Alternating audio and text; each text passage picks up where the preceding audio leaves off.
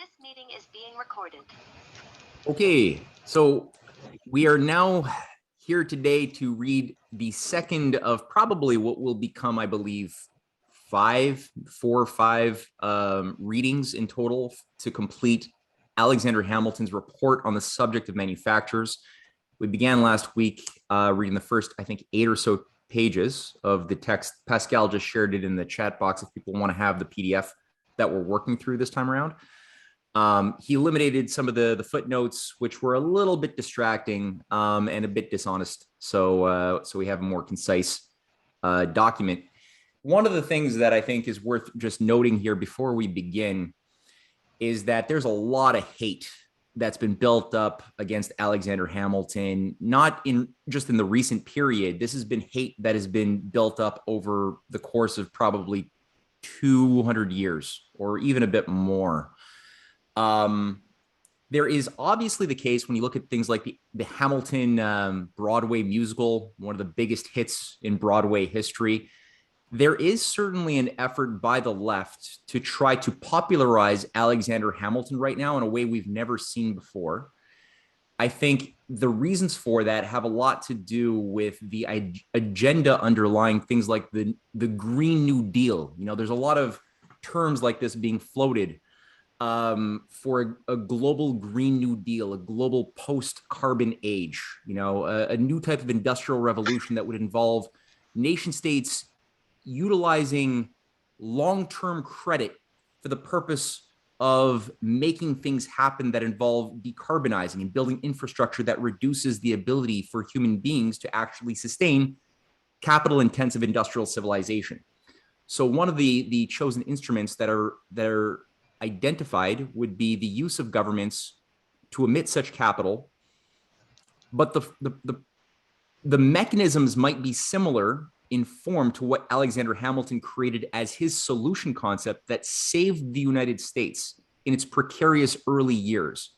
And those mechanisms, as we've discussed in previous weeks, and just by reading Hamilton, involve the utilization of a protective tariff to stop the dumping of foreign goods in favor of the development of local manufacturing, which we're going to read a lot more about in the course of this current report. The use of a national bank that emits national credit for building large-scale infrastructure, and that could then provide the loans to small and medium enterprises that would receive government contracts to carry out the jobs and the work to build the canals, the rail, and other things. The emphasis on internal improvements. So a lot of these mechanisms were innovated by Hamilton and served a great good for the last 200 years. And in fact, I would say this has been the cause of many nightmares and sleepless nights for oligarchs over the last 200 years, that nation states have the ability to organize themselves in such a way that they can direct their own destinies economically in such a manner that the national power to produce is increased, the national ability to sustain more life at a higher quality of existence increased.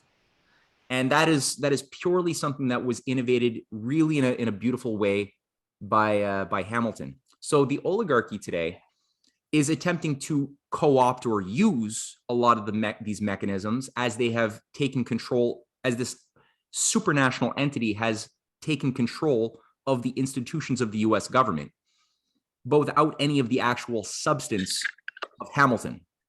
So I think that that's why a lot of people who are a little bit more suspect or suspicious of the intentions of what is controlling US and Western policy right now see this support and promotion of Hamilton or even FDR's New Deal in our current age, and they think, oh well, thus FDR and thus Hamilton were bad. And they're missing the fact that no, Hamilton and FDR represented everything in action and principles that is in total opposition to the actual control of an empire. That is what is trying to use the things they created in a bastardized or perverted way. So one thing that I would just say as well before we begin is that of all of the people I know who have an emotional breakdown reaction hating Hamilton, have never read a single word by Hamilton. If they've read maybe a word, it was something out of context as a quote in a documentary that was designed to destroy Hamilton or slander him. they've never read a full document coherently, in the same way that many people haven't actually read a single speech by FDR or studied the policies of the New Deal.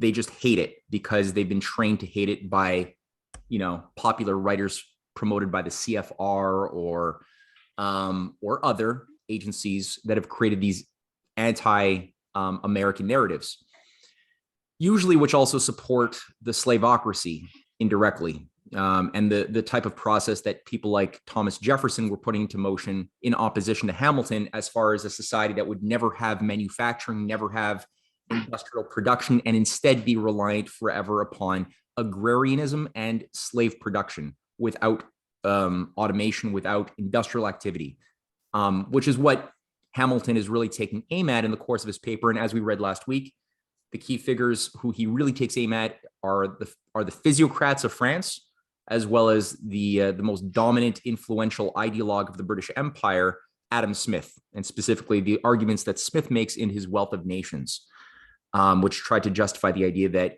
nations should just stick with what they're good at. London has the industry, so they're good at that. America has land, and they can make more money just sticking with producing crops from their land and not busy themselves with things that they're not good at, like manufacturing and factories that they should not do. They wouldn't make as much money. That's still an argument that's been launched to keep nations backwards and underdeveloped in Asia and Africa under the IMF and World Bank. So it's, again, nice to see how Hamilton destroys these arguments so nicely. So I think with that, let me do a little screen share. And like usual, if anybody, we're reading a very advanced English that has fallen out of practice in our current age. So if people do want to take a pause, ask a question, feel free to just do so. There's a lot of things here to unwrap. And as far as last week, we ended by Hamilton outlining the next several pages, which will be defined around his unpacking of several topics, 7 topics specifically, from the division of labor, which we're about to read. And what are the advantages to actually having a manufacturing base? So why would you want this? Why is it a lie that manufacturing is not as lucrative or as much in the interest of the American colony or the new republic as they actually are? So the first one will be, he'll deal with the role and advantage of industry and manufacturing to creating a more diverse division of labor. The next one will be an extension of the use of machinery. He'll have a section on additional employment to classes of the community not ordinarily engaged in business. And here, as a quick note in the back of the mind, labor laws were still not evolved as they are today. There are things that might make you displeased, but keep in mind, this is 1790. And if he does think that it's not such a bad thing that 12-year-olds might find employment, don't be horrified. Universe isn't perfect. The promotion of emigration from foreign countries, that's there. The furnishing of greater scope for the diversity of talents and dispositions which discriminate men from each other. The affording a more ample and various fields for enterprises. And finally, the creating in some instances a new and securing in all a more certain and steady demand for the surplus produce of the soil. Each of these circumstances has a considerable influence upon the total mass of industrious effort in a community. Today, they add to it a degree of energy and effect which are not easily conceived. Some comments on each of them will follow. Okay. So who would like to be today's voice? Plus, can you, like I said, full screen and then zoom some? I can zoom. Yes, 1 second. 1 second. See what I can do here. How's that? Is that okay? I don't even need my glasses to read that. Yep, that's good. It's good. All right. So back to the question: who would like to be today's voice? I'll happily read for a while, Matthew. Thanks, Paul. Let me clear my throat. It's early in the morning here. It's not 8 o'clock at night. I've just had breakfast, so I was just finishing the coffee. Good morning. Okay, here we go. 1, as to the division of labor, it has been justly observed that there is scarcely anything of greater moment in the economy of a nation than the proper division of labour. The separation of occupations causes each to be carried to a much greater perfection than it could possibly acquire if they were blended. This arises principally from three circumstances. Hey, Paul, The first, if you could just slow the tempo down by a factor of maybe 40%. I actually started off thinking that, so okay, yeah. First, the greatest skill and dexterity naturally resulting from a constant and undivided application to a single object. It is evident that these properties must increase in proportion to the separation and simplification of objects and the steadiness of the attention devoted to each, and must be less in proportion to the complication of objects and the number among which the attention is distracted. Takes more time. Second, the economy of time. By avoiding the loss of it incident to a frequent transition from one operation to another of a different nature. This depends on various circumstances. The transition itself, the orderly disposition of the implements, machines, and materials employed in the operation to be relinquished, the preparatory steps to the commencement of a new one, the interruption of the impulse which the mind of the workman acquires from being engaged in a particular operation, the distractions, hesitations, and reluctances which attend the passage from one kind of business to another. Third, an extension of the use of machinery. A man occupied on a single object will have it more in his power and will be more naturally led to exert his imagination in devising methods to facilitate and abridge labour than if he were perplexed by a variety of independent and dissimilar operations. Besides this, the fabrication of machines, in numerous instances, becoming itself a distinct trade, the artist who follows it has all the advantages which have been enumerated for improvement in his particular art, and in both ways the invention and application of machinery are extended. Okay, so one thing here. Are the dogs going to be that noisy the whole all morning long for you?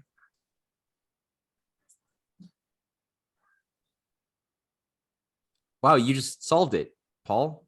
The dogs got quiet. I'm good with dogs. You just made them go silent? That's amazing. Oh, you're talking about the dogs. Oh, okay, you're talking to me. These are dogs in the street. Sorry, Manila is just full of them. Oh, they're street dogs. When one dog starts off, they all live in everybody's, people's garage, their watchdog sort of thing. So yes, they will come and go, and I'll apologize. I'm kind of if they're not your dogs, I just wasn't sure if that was going to be a constancy or not. How are you guys? Can I ask other people here? For me, I personally find it difficult to have the dogs in the background, but what do you guys feel? Is it just me, or do other people also feel it? Slightly distracting. Plus, he's just got to read slower and more deliberately. Okay. Right. So keep on going, Paul. You're reading. I like your reading a lot, but yeah, slower is good because it's a complex slower, yeah. English. But your reading is wonderful, and I hope. Oh, it's old English. It's actually a challenge to read it and to read it, correctly. It's tough. Yeah, no, for sure. It is a challenge. Yeah, it's not old English exactly, but it's older English. Right. Okay, if you want to scroll up. All right. And from these causes united, the mere separation of the occupation of the cultivator from that of the artificer has the effect of augmenting the productive powers of labour, and with them the total mass of the produce or revenue of a country. In this single view of the subject, therefore, the utility of artificers or manufacturers towards promoting an increase of productive industry is apparent. Does anybody want to summarize the essential lesson of those 3 points he just stated? How it is the case that separating the artificer from the agriculture or the farmer increases the overall productive powers based on the 3 points for anybody listening on YouTube who may not have got what we just heard? Well, as mentioned in the second one, the economy of time, getting one person to be a master of one aspect of machinery rather than trying to master several means that you have greater productivity. Yeah, exactly. That's I think one of the key things. Yeah, I think there's also a mention there of the extension of the use of machinery I mean, he talks about that, the complexity of machinery itself. Yeah. Yeah, it takes a lot of time to master the use of machinery. And if you're spending 13, 14 hours a day working your field, you're not how are you going to also be able to master new skills operating machinery? That takes time. Well, you end up, I mean, it leads to some degree, I don't want to say it leads to, but I mean, Henry Ford and, the mass production thing, where one person is turning one screw in a production line and move along to the next person who turns a ratchet or whatever. And that's how it's all done. I mean, that's absolute specialization where nobody really understands the totality of what the machine is doing. They're just doing their one little bit. Right. But it is what you're raising there is the second challenge for humanity. So once we acknowledge that there is a reason to have manufacturing and have people who are specialized, because it certainly is better than having everybody just do everything and having your farmers both make their own clothes, make their own shoes, make their own tools. Obviously that farmer is going to be a lot less productive and a lot less good at each one of those things versus a situation where you have actual experts who are shoemakers and tool makers and forgers, who could share their talents in production. So obviously it's better in the second, but then the next challenge then arises. How can we have the best of both worlds, where you have both specialization and true skills, but at the same time, not hyper specialization to the expense of the individual's understanding what the whole is that they're parts of, right? And that's always the challenge. Yes, and the historical setting is that this is all just beginning at the time that this is being written. Yeah. Continuing, number 2, as to an extension of the use of machinery, a point which, though partially anticipated, requires to be placed in 1 or 2 additional lights. The employment of machinery forms an item of great importance in the general mass of national industry. It is an artificial force brought in aid of the natural force of man, and, to all the purposes of labour, is an increase of hands, an accession of strength, unencumbered too by the expense of maintaining the labourer. May it not therefore be fairly inferred that those occupations which give greater scope to the use of this auxiliary contribute most to the general stock of industrious effort and in consequence to the general product of industry? It shall be taken for granted, and the truth of the position referred to observation, that manufacturing pursuits are susceptible in a greater degree of the application of machinery than those of agriculture. If so, all the difference is lost to a community, which instead of manufacturing for itself, procures the fabrics requisite to its supply from other countries. The substitution of foreign for domestic manufactures is a transfer to foreign nations of the advantages accruing from the employment of machinery in the modes in which it is capable of being employed with most utility and to the greatest extent. The cotton mill invented in England within the last 20 years is a signal illustration of the general proposition which has just been advanced. In consequence of it, all different processes for spinning cotton are performed by means of machines, which are put in motion by water and attended chiefly by women and children and by a smaller number of persons in the whole than are requisite in the ordinary mode of spinning, which is to be done by the spinsters, of course. It is an advantage, and it is an advantage of great moment that the operations of this mill continue with convenience during the night as well as through the day. The prodigious effect of such a machine is easily conceived. To this invention is to be attributed essentially the immense progress which has been so suddenly made in Great Britain in the various fabrics of cotton. You could scroll it up, Matthew. Yep. And again, very key elementary argument here that a machine obviously can do the work of many people, many physical laborers. So, why wouldn't you want that, right? Why would people still be trying to argue against the use of machinery? Well, yeah, if you're a Luddite, maybe you would, but otherwise there's obviously very strong arguments in favor of machinery. And the cotton mill, the machine itself was a very good example. It really did transform everything to do with the manufacture of clothing. Mm-hmm.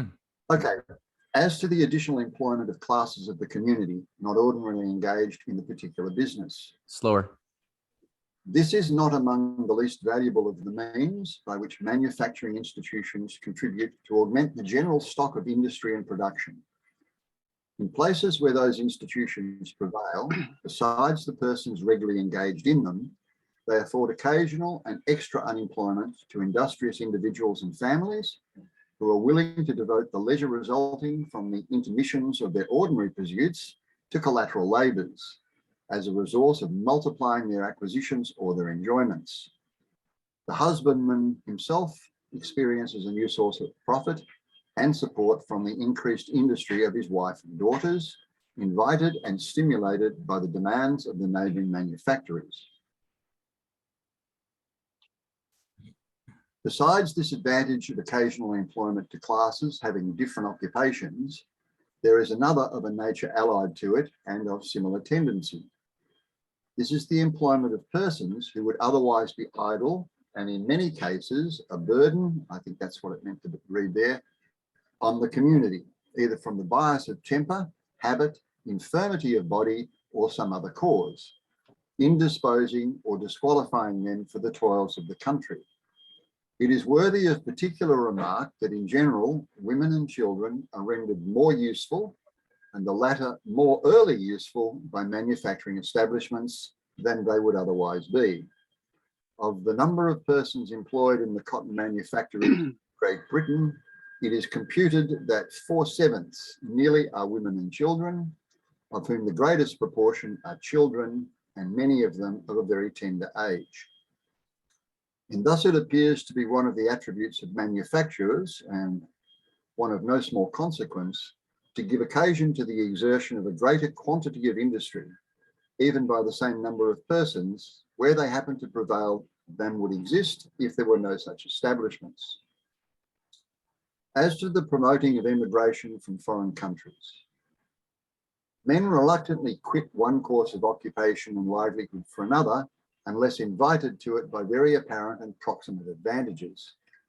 Many who would go from one country to another, if they had a prospect of continuing with more benefit the callings to which they have been educated, will often not be tempted to change their situation by the hope of doing better in some other way.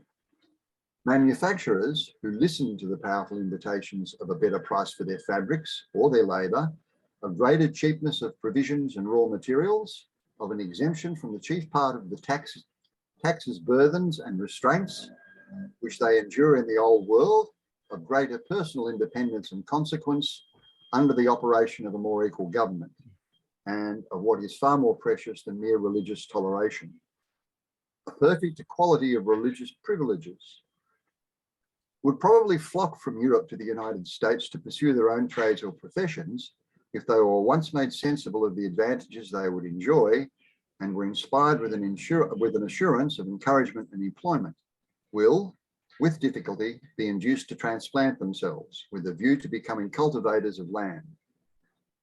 If it be true then that it is the interest of the United States to open every possible avenue to emigration from abroad, it affords a weighty argument for the encouragement of manufacturers, for which the reasons just assigned will have the strongest tendency to multiply the inducements to it. Here is perceived an important resource, not only for extending the population and with it the useful and productive labour of the country, but likewise for the prosecution of manufacturers without deducting from the number of hands which might otherwise be drawn to tillage, and even for the indemnification of agriculture for such as might happen to be diverted from it. Many whom manufacturing views would induce to emigrate would afterwards yield to the temptations which the particular situation of this country holds out to agricultural pursuits. And while agriculture would in other respects derive many signal and unmingled advantages from the growth of manufactures, it is a problem whether it would gain or lose as to the article of the number of persons employed in carrying it on. And another thing, just for anybody listening online, I know there might be some triggers again in some of what Hamilton is saying, because there's many people who are of the view that one of the worst things to happen to the United States and the cause of all of the problems of the US is damned open immigration. And that is a bit of a fallacy on a number of levels. Number one, immigration in Hamilton's point of view, as he was clearly saying, is good if you have a manufacturing productive society. So if you have people, you want people with skill sets to come to your society such that they could both use their talents to make your society as a whole better, and such that you actually have industrial work available for them to actually participate in. If you have, like in our world, a consumer-based society that's going nowhere and that's based upon basically just worshiping money and not doing anything, then yeah, immigration, like almost anything you do, will be destructive, because you'll bring people in who sometimes they have skills, and because we don't have any place for them to put their skills to work, they're forced to deliver pizzas or drive taxis. As in Canada, we have some of the most highly specialized taxi drivers in the world with chemical engineering degrees from Egypt, who have no ability to exercise their employment here because we're, again, not doing anything. Or you bring them in and then you just give them government handouts, which again is part of just an inflationary process of self-destruction. And of course, if you have an incompetent system, anything you do will accelerate destruction, including immigration policies. If you have a policy that is good, that's actually competent and is tied to the general welfare and increasing productivity, immigration is something really good. You want that for the reasons he just outlined. I just wanted to say that I know people on this call right now in lifetime don't think this way, but I know I know so many people who will be listening to this who will find triggers. So I just wanted to just say that. Yeah, but don't forget, Bismarck gave a glowing endorsement of the Hamiltonian system and said, they could take as many immigrants as possible and they're put to work. Right. That's a good point. It's a very good point. Yep. And to a large degree, they were in America in the latter part of the 19th century. Mm-hmm. When the whole development of their massive industrial base, took off during that period. Okay, 5. As to the furnishing greater scope for the diversity of talents and dispositions which discriminate men from each other, there is a much more powerful mean of augmenting the fund of national industry than may at first sight appear.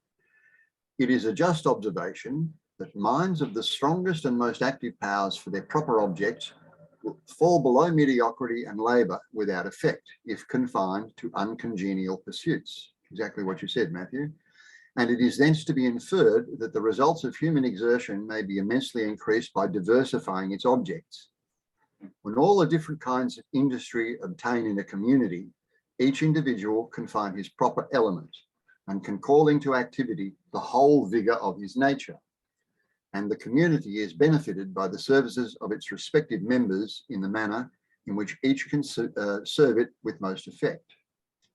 If there be anything in a remark often to be met with, namely that there is, in the genius of the people of this country, a particular aptitude for mechanic improvements, it would operate as a forcible reason for giving opportunities to the exercise of that species of talent by the propagation of manufactures. Right. Yeah. Obvious, should be a no-brainer, right? If you expect people to, if you only have like 3 categories of job employment and you expect everybody to fill one of these 3 categories, it's going to be the case that many people will not do their job well because their passions are elsewhere, right? You're forcing them to do something that their inclinations find repulsive, and they will fall into mediocrity. Some might really adapt to it well, but not many would. So the more you create more fields of choice by dividing up your labor and having more opportunities for which you get for, more opportunities for division of labor occurring in a manufacturing society than a simply agrarian society, you'll have many more opportunities for people to find their talents and find their passion, most importantly, so that they don't become mediocre or get demoralized, but rather find passion and improve and become excellent at whatever they choose to do. So another should, again, be an obvious thing, but not necessarily the case in our society.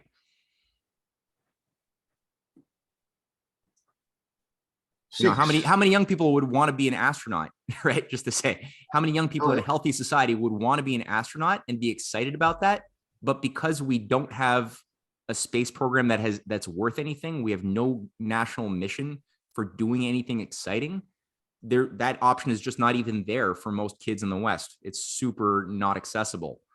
They could be even worse than that. Even worse than that today.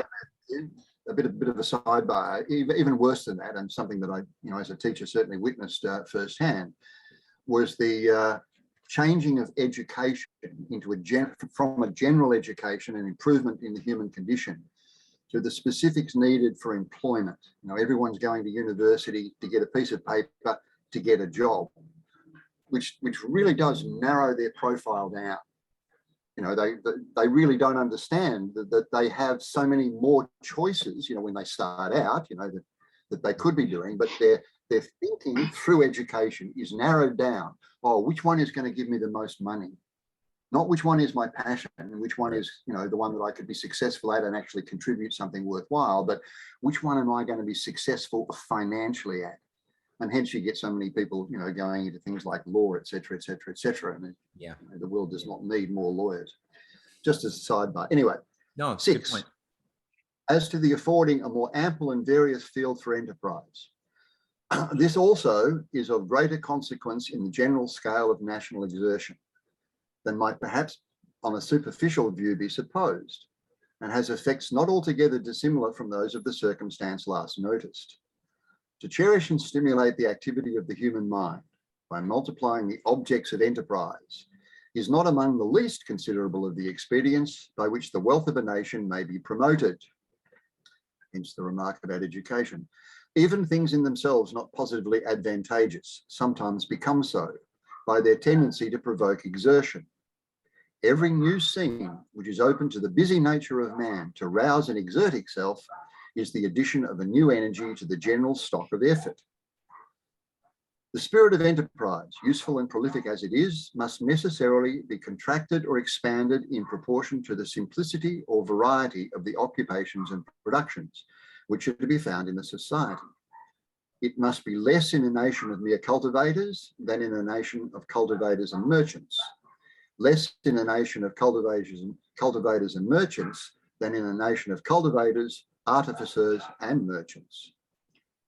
7, as to the creating in some instances a new and securing in all a more certain and steady demand for the surplus produce of the soil. This is among the most important of the circumstances which have been indicated. It is a principal mean by which the establishment of manufactures contributes to an augmentation of the produce or revenue of a country, and has an immediate and direct relation to the prosperity of agriculture. It is evident that the exertions of the husbandman will be steady or fluctuating, vigorous or feeble, in proportion to the steadiness or fluctuation, adequateness or inadequateness of the markets on which he must depend for the vent of the surplus, which may be produced by his labour, and that such surplus in the ordinary course of things will be greater or less in the same proportion. For the purpose of this vent, a domestic market is greatly to be preferred to a foreign one, because it is in the nature of things far more to be relied upon. Hear, hear. It is a primary object of the policy of nations to be able to supply themselves with subsistence from their own soils. And manufacturing nations, as far as circumstances permit, endeavour to procure from the same source the raw materials necessary for their own fabrics. This disposition, urged by the spirit of monopoly, is sometimes even carried to an injudicious extreme. It seems not always to be recollected that nations who have neither mines nor manufactures can only obtain the manufactured article of which they stand in need by an exchange of the products of their soils, and that if those who can best furnish them with such articles are unwilling to give a due course to this exchange, they must of necessity make every possible effort to manufacture for themselves. The effect of which is that the manufacturing nations abridge the natural advantages of their situation through an unwillingness to permit the agricultural countries to enjoy the advantages of theirs, and sacrifice the interests of a mutually beneficial intercourse to the vain project of selling everything and buying nothing. But it is also a consequence of the policy, which has been noted, that the foreign demand for the products of agricultural countries is, in a great degree, rather casual and occasional than certain or constant. To what extent injurious interruptions of the demand for some of the staple commodities of the United States may have been experienced from that cause must be referred to the judgment of those who are engaged in carrying on the commerce of the country. But it may be safely assumed that such interruptions are at times very inconveniently felt, and that cases not unfrequently occur in which markets are so confined and restricted as to render the demand very unequal to the supply. Independently likewise of the artificial impediments which are created by the policy in question, there are natural causes tending to render the external demand for the surplus of agricultural nations a precarious reliance. The differences of seasons in the countries which are the consumers, make immense differences in the produce of their own soils in different years, and consequently in the degrees of their necessity for foreign supply. Plentiful harvests with them, especially if similar ones occur at the same time in the countries which are the furnishers, occasion, of course, a glut in the market of the latter.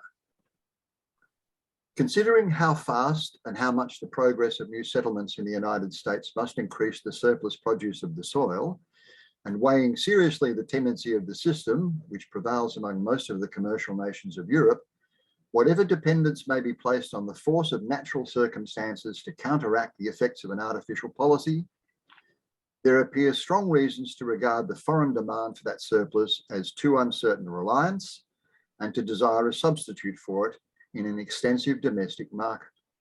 Yeah, and just to hold in mind, the language sometimes of this quality of English is very high, and I know that people might sometimes fall off the train of thought. Way too many words. Well, again, it's a different cultural environment. When they're coming up with 4-hour speeches in their minds without even writing anything down, and they would have a full audience capable of listening to these speeches, and that was just the way that pleasures exactly. were. And there are times where the language itself is quite beautiful. It's just that as I'm reading this, I'm thinking to myself, Jesus, you could have said that whole paragraph in 2 sentences. Undoubtedly. So it's good just to hold in mind that why is he saying it? What is he saying here? It's really that he's getting across that many people who are believing in the theories of Adam Smith and the physiocrats are really of the view that America should not have manufacturing and it would be best to just stay agrarian. Now, he's simply saying that, okay, if you are in that situation, you have some major problems, because now those markets that you're going to sell to, you need to sell to them because you also need revenue, and you need to buy things with that revenue, such as manufactured goods that you don't make yourself. Well, those nations that you're selling to that might have the manufacturing, and of course, he's talking about England because they have a primary dominance of manufacturing in the transatlantic at this time. I don't think they fully destroyed India's manufacturing yet while he was writing this. That came a little bit later. Well, they might just simply say, no, we don't want to buy your stuff. And now what do? Now you're screwed. Or you're in a situation where there's several nations that are all producing wheat.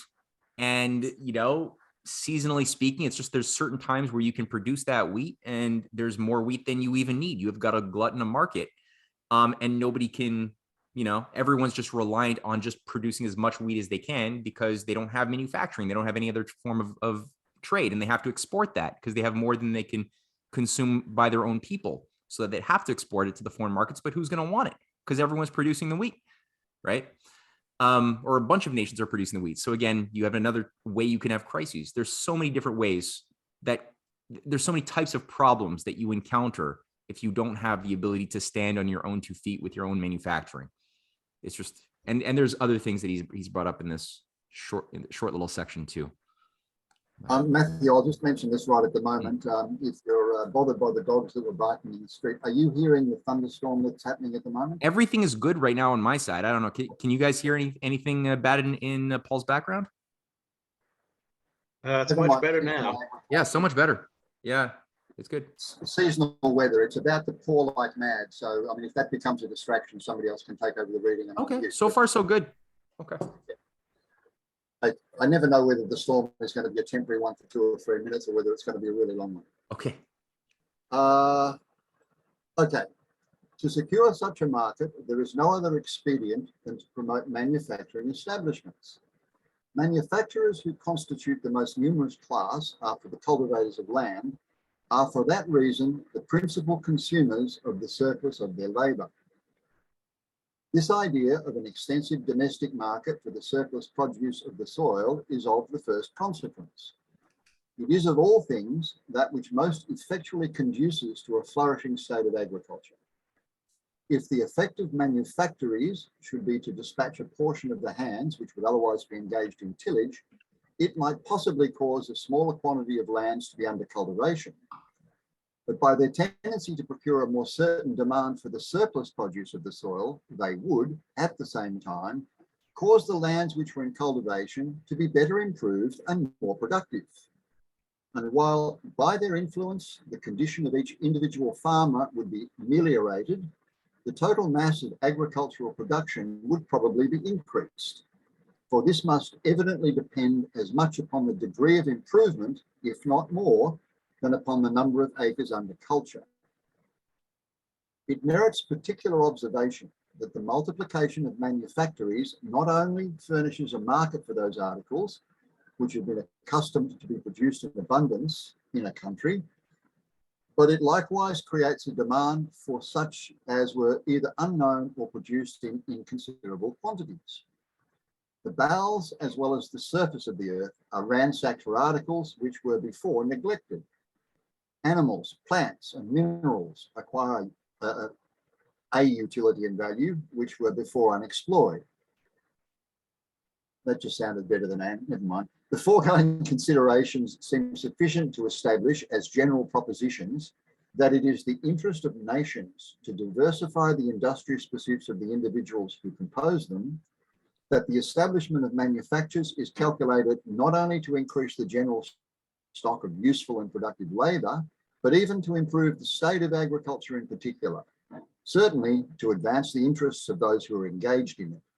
There are other views that will be hereafter taken of the subject, which it is conceived will serve to confirm these inferences. 3. Previously to a further discussion of the objections to the encouragement of manufactures which have been stated, it will be of use to see what can be said in reference to the particular situation of the United States against the conclusions appearing to result from what has been already offered. It may be observed, and the idea is of no inconsiderable weight, that however true it might be, that a state which possessing large tracts of vacant and fertile territory was at the same time secluded from foreign commerce, would find its interest and the interest of agriculture in diverting a part of its population from tillage to manufactures. Yet it will not follow that the same is true of having such vacant and fertile territory has at the same time ample opportunity of procuring from abroad on good terms all the fabrics of which it stands in need for the supply of its inhabitants. The power of doing this at least secures the great advantage of a division of labour, leaving the farmer free to pursue exclusively the culture of his land and enabling him to procure with its products the manufactured supplies requisite either to his wants or to his enjoyments. And though it should be true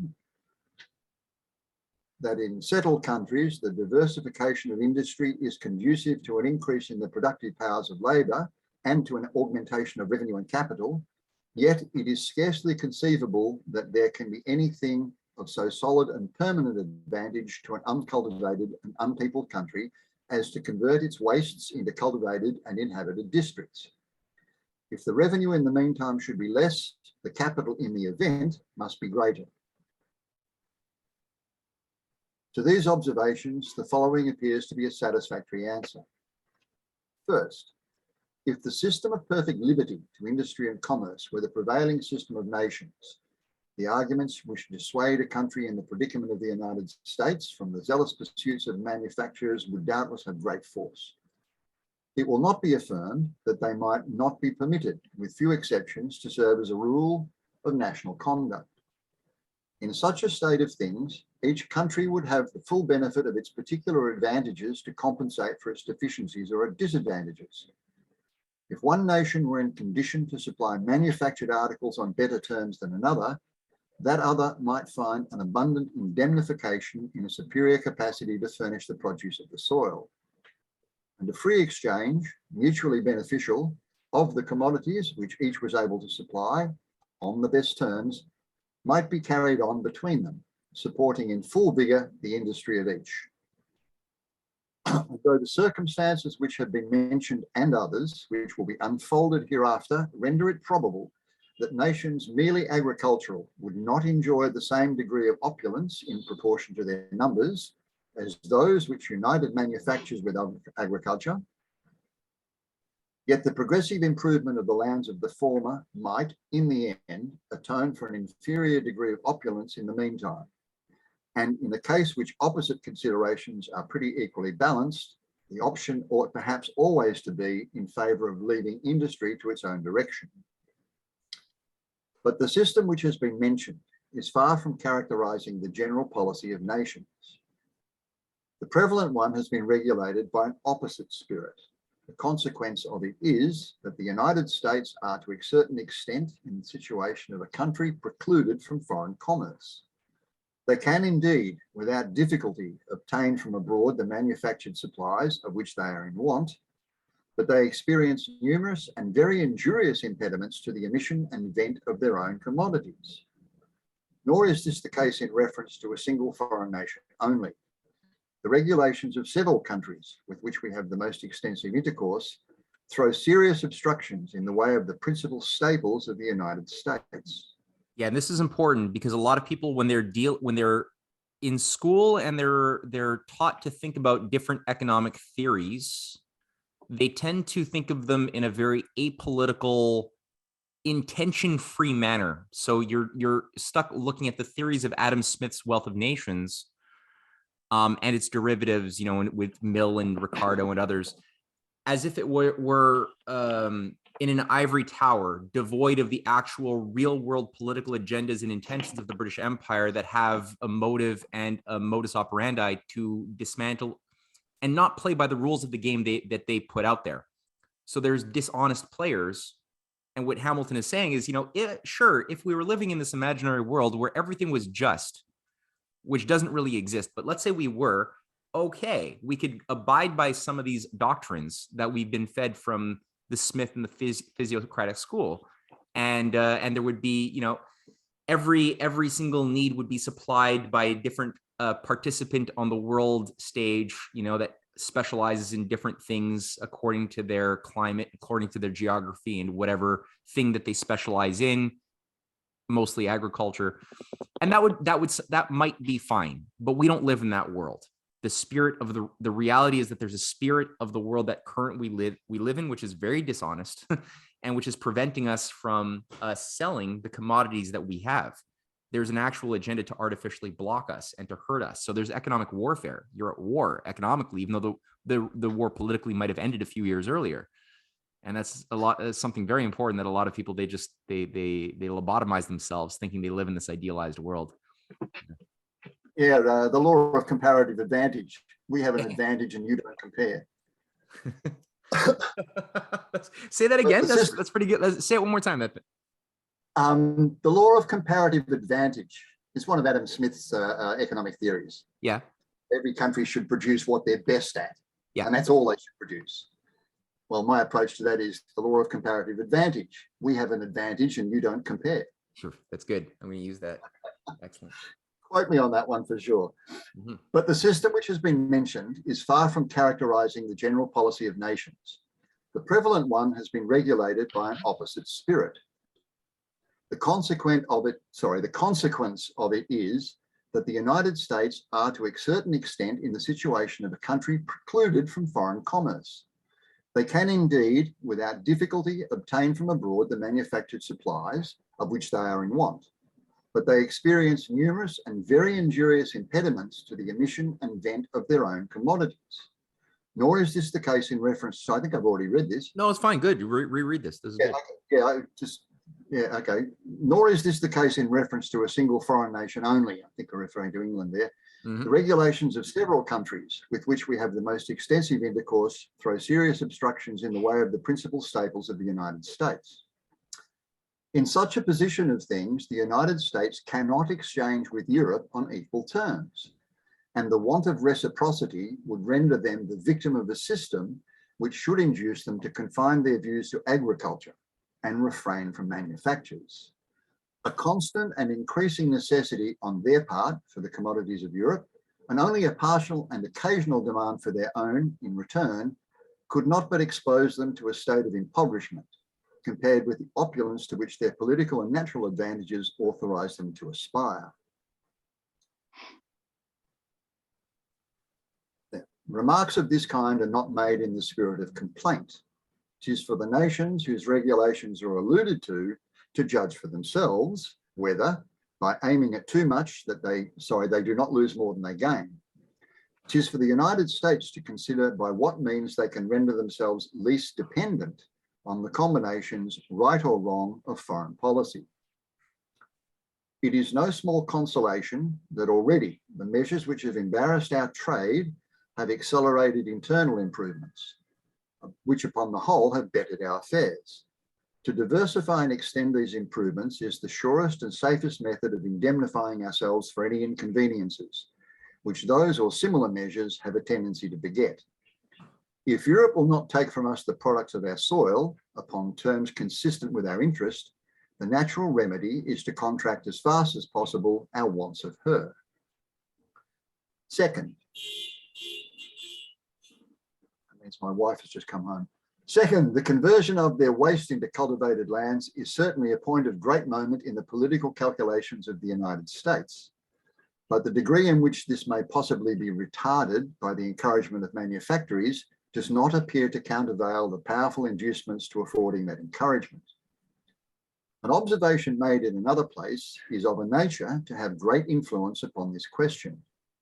If it cannot be denied that the interests even of agriculture may be advanced more by having such of the lands of a state as are occupied under good cultivation than by having a greater quantity occupied under a much inferior cultivation, and if manufactories, for the reasons assigned, must be admitted to have a tendency to promote a more steady and vigorous cultivation of the lands occupied than would happen without them, it will follow that they are capable of indemnifying a country for a diminution of the progress of new settlements, and may serve to increase both the capital value and the income of its lands, even though they should abridge the number of acres under tillage.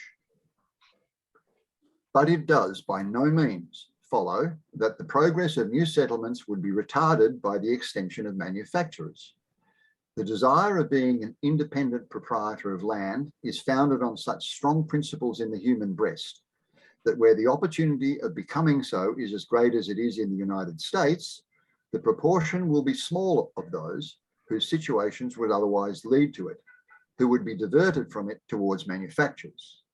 And it is highly probable, as already intimated, that the accessions of foreigners who originally drawn over by manufacturing views would afterwards abandon them for agricultural, would be more than equivalent for those of our own citizens who might happen to be detached from them. The remaining objections to a particular encouragement of manufacturers in the United States now require to be examined. One of these turns on the proposition that industry, if left to itself, will naturally find its way to the most useful and profitable employment, whence it is inferred that manufactures without the aid of government will grow up as soon and as fast as the natural state of things and the interest of the community may require. Okay, so he's addressing a direct, obvious doctrine of Adam Smith right now. If you just let everything be laissez-faire, the greatest amount of production, industry, creativity is all just naturally going to happen if you just... Oh, the invisible hand. Yeah, the invisible hand will just make magic happen and the good will occur. Now he's going to deal with that. Hey, I forgot. What year did Mandeville write his Fable of the Bees? What year did you write that? 1718 or something like that. Oh, it might have been earlier. No, I think it was like 1704, actually. Okay, yeah, he's definitely going after that. Yeah, the private vices, public virtues doctrine. Mm-hmm. Yeah. Yeah. Continuing. Yeah, sure. Okay, against the solidity of this hypothesis in the full latitude of the terms, very cogent reasons may be offered. These have relation to strong influence of habit and the spirit of imitation, the fear of want of success in untried enterprises, the intrinsic difficulties incident to first essays towards a competition with those who have previously attained to perfection in the business to be attempted, the bounties, premiums, and other artificial encouragements with which foreign nations second the exertions of their own citizens in the branches in which they are to be rivaled. That's just funny. Like already just simply listing out these different variables, Adam Smith's theory doesn't hold any weight. Because it's true. Like if you just let things be, what would be the incentive for somebody with no skills in a new enterprise they've never tried before to start trying something new when there's already people who are already adept at using them? You would lose. They wouldn't do it. You have to provide incentives and protection for people like farmers to learn a new skill set and become a smelter or a machine toolist or something. So yeah, otherwise, and what about the fact that a lot of other countries use bounties and premiums and tariffs to cultivate that's a fact of the world that they're living in. Other countries use tariffs to promote their own industries. So how are you going to compete with that organically by not having any tariffs yourself? You're not. You'll be destroyed. Like London is a big nation that promoted free trade for everyone else, but never used free trade for themselves because they always cultivated their own industrial base by using protective tariffs. So you're screwed. You'd never. Plus, their steam technology was basically a state secret. That this stuff could not go anywhere outside the country. No. Yeah. Exactly. And the end result of that, of course, is the development of monopolies, concentration of businesses, industries in the hands of very, very few, excluding everybody else. And that's a plague that really culminated in the robber barons of the late 19th century and imperialism of the 20th. Anyway, absolutely. Experience teaches that men are often so much governed by what they are accustomed to see and practice that the simplest and most obvious improvements in the most ordinary occupations are adopted with hesitation, reluctance, and by slow gradations. The spontaneous transition to new pursuits in a community long habituated to different ones may be expected to be attended with proportionably greater difficulty. When former occupations cease to yield a profit adequate to the subsistence of their followers, or when there was an absolute deficiency of employment in them, owing to the superabundance of hands, changes would ensue. But these changes would be likely to be more tardy than might consist with the interest either of individuals or of the society. In many cases, they would not happen, while a bare support could be ensured by an adherence to ancient courses, though a resort to a more profitable employment might be practicable. To produce the desirable changes as early as may be expedient may therefore require the incitement and patronage of government. The apprehension of failing in new attempts is perhaps a more serious impediment. There are dispositions apt to be attracted by the mere novelty of an undertaking, but these are not always those best calculated to give it success. To this, it is of importance that the confidence of cautious, sagacious capitalists, both citizens and foreigners, should be excited. And to inspire this description of persons with confidence, it is essential that they should be made to see in any project which is new, and for that reason alone, if for no other, precarious, the prospect of such a degree of countenance and support from the government as may be capable of overcoming the obstacles inseparable from first experiments.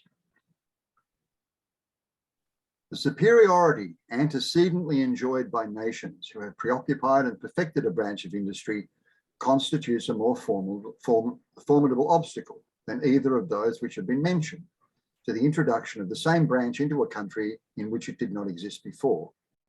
To maintain between the recent establishments of one country and the long matured establishments of another country a competition upon equal terms both as to quality and price, is in most cases impracticable. The disparity in the one or in the other, or in both, must necessarily be so considerable as to forbid a successful rivalship without the extraordinary aid and protection of government. But the greatest obstacle of all to the successful prosecution of a new branch of industry in a country in which it was before unknown consists, as far as the instances apply, in the bounties, premiums, and other aids which are granted in a variety of cases by the nations in which the establishments to be imitated are previously introduced. It is well known, and particular examples in the course of this report will be cited, that certain nations grant bounties on the exportation of particular commodities to enable their own workmen to undersell and supplant all competitors in the countries to which those commodities are sent. Hence, the undertakers of a new manufacture have to contend not only with the natural disadvantages of a new undertaking, but with the gratuities and remunerations which other governments bestow. To be enabled to contend with success, it is evident that the interference and aid of their own government are indispensable. And for those listening today, when he's talking about bounties, you could think of subsidies as well, right? This is something that is sometimes used for good reasons, sometimes used for bad reasons, as in the case of the growth of windmills and solar panels, which couldn't otherwise have ever come into existence or continue to exist without government taxpayer subsidies, because they're so economically non-productive by themselves. They would never, no free market would ever allow these things to grow. In other cases, there are viable and good reasons, like Hamilton gets across, to have subsidies, aka bounties, which involve, like JFK's industrial tax credit. That's one way of thinking about it. You could provide an incentive to industries that you want to have flourish in your society, so that if you want to build maglev rail trains and specialize in that, you get really good tax credits, or you might even want to get a subsidy from the government to get off the ground, knowing that you'll be able to drive on your own at a certain point when you've really built up your capabilities. That's another way of thinking about it. Oh boy, this issue of infant industries. Holy crap, these free market types really go. Well, they're still doing it. Think of negative subsidies, paying farmers not to produce so that you can inflate the price of a commodity. Oh, that's locally. Especially insane. Yeah, right. Good point. Yeah. That's probably insanity that Hamilton could not have conceived that society could ever get that crazy. But it was a 20th century invention. But when I first started reading about that, I just thought the world was going insane. Yeah, you weren't that far off. Okay. Combinations by those engaged in a particular branch of business in one country to frustrate the first efforts to introduce it into another by temporary sacrifices, recompensed perhaps by extraordinary indemnifications of the government of such country, are believed to have existed and are not to be regarded as destitute of probability. Well, he is mentioning it there to a degree, Matthew. Mm-hmm. The existence or assurance of aid from the government of a country in which the business is to be introduced may be essential to fortify adventurers against the dread of such combinations, to defeat their effects if formed, and to prevent their being formed by demonstrating that they must in the end prove fruitless. Whatever room there may be for an expectation that the industry of a people, under the direction of private interest, will upon equal terms find out the most beneficial employment for itself, there is none for a reliance that it will struggle against the force of unequal terms, or will of itself surmount all the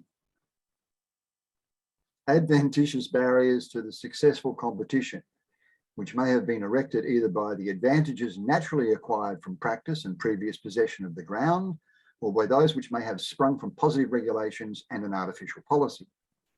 The general reflection might alone suffice as an answer to the objection under examination, exclusively of the weighty considerations which have been particularly urged. The objections to the pursuit of manufactures in the United States, which next present themselves to discussion, represent an impracticability of success arising from three causes: scarcity of hands, dearness of labour, want of capital. The first two circumstances are to a certain extent real and within due limits ought to be admitted as obstacles to the success of manufacturing enterprise in the United States. But there are various considerations which lessen their force and tend to afford an assurance that they are not sufficient to prevent the advantageous prosecution of many very useful and extensive manufactories. With regard to scarcity of hands, the fact itself must be applied with no small qualification to certain parts of the United States. There are large districts which may be considered as pretty fully peopled and which, notwithstanding a continual drain for distant settlement, are thickly interspersed with flourishing and increasing towns. If these districts have not already reached the point at which the complaint of scarcity of hands ceases, they are not remote from it and are approaching fast towards it. And having perhaps fewer attractions to agriculture than some other parts of the Union, they exhibit a proportionably stronger tendency towards other kinds of industry. In these districts may be discerned no inconsiderable maturity for manufacturing establishments. Right. So for anybody, now he's got three key arguments he's dealing with. For those who say we don't need manufacturing or we cannot, it's not expedient to have manufacturing because it costs too much. The labor would cost too much. I think that's what he means with dearness of labor, or there's not enough, there's a scarcity of laborers. Everybody we have is working in agriculture. We don't have excess people to start doing manufacturing. That's another argument. Or a want of capital. I guess it costs too much to start industries. And he's now dealing with the fact that, oh yeah, look, maybe in some places, most of the people need to work, like some towns and areas in some states, most of the people do need to work in agriculture, but a lot of the states and a lot of the towns, that's not the case. It's just not the case. There's a lot of people who are looking for other things to do. They can't all be farmers. What else are they going to do? They're not all going to find gold, right? So what are you going to do? They can do manufacturing. Okay. By the way, I forget which order did this come out in terms of the other reports? I think it was the last. That's the last one. Yeah. Okay, because he's already referencing basically the credit aspect and also really the protected so far? tariffs. Has he brought up the credit yet? Yeah, it's referenced obliquely. Oh, You'll talk about that in the next section, perhaps. I'm sure he will. Yeah. Where he brings up the want capital. Yeah. Probably. Yeah. And of course, again, I keep referencing things that are a little bit later historically, but one of the ways in which that population problem, laboring problem, cost of laboring problem was solved by the United States in the 19th century was the importation of contract labor, much of it from China. Mm-hmm. Mm-hmm. Yeah. Yeah. Some of that was honest, some of that was dishonest. Most of it was dishonest. not the best shining example of US capitalism at play. Primarily privately driven, but it also had the support of governments at certain levels, at regional levels at least. Yeah. Well, it certainly could have been a lot more competently managed than it was. Yeah. But yeah, there were a lot of noble impulses behind that policy as well. And in the end, they did build some considerable infrastructure. Oh yeah, I mean, we can have a whole conversation about this stuff. Yeah.